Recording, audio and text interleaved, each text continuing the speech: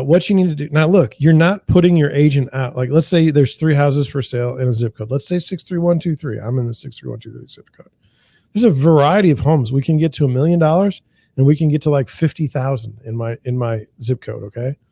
So, I mean, there's plenty of homes and there's plenty of a variety. So, then what we need to do is compare homes with what we see. So, let's say there's 3 houses that come on the market and they're all priced between 200 and 225,000. Well, if you walk into all 3 of those houses over the weekend, you're going to know which one's the best. And oddly enough, there may be one that's, maybe the lowest price one provides the most value.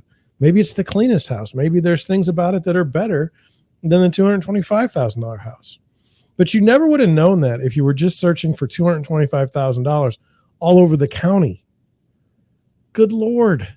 It's just not going to work. And so I just want you to understand that the way you avoid what happened to these people is that you look at a bunch of houses. Now you say, well, I don't want to put my agent out. I have these people that say, like, I don't want you to have to go look at houses that don't work out. Nonsense. That's my job. We have to go look at houses. Now, there's a couple ways that it doesn't work for me. Now, look, if we agreed we're going to look in a certain zip code, okay, well then don't ask me to go 40 miles outside of the zip code we chose, unless something new's happened in the search.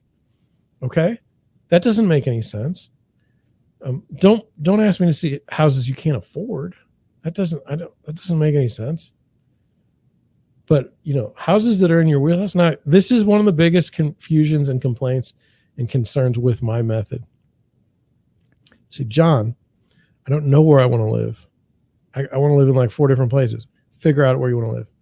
Well, John, how do I do that? Well, look, be a part of the community. Pretend you live in a certain place and then act. And while you're pretending, go to the local stores, go to the post office, go to the doctor's office, go to the strip mall. Just go and be part of the community that you want to live in. Go and be part of the zip code. See what it's like to drive to work. See what it's like to go to the park. See what it's like to do all these things. And then you can determine if you want to live there. I have a buyer that's set for a particular part of town. They drove through there and they decided they like it. They never looked at the prices of the houses though. And let me tell you something, you'd like it too, because they're $1 million homes.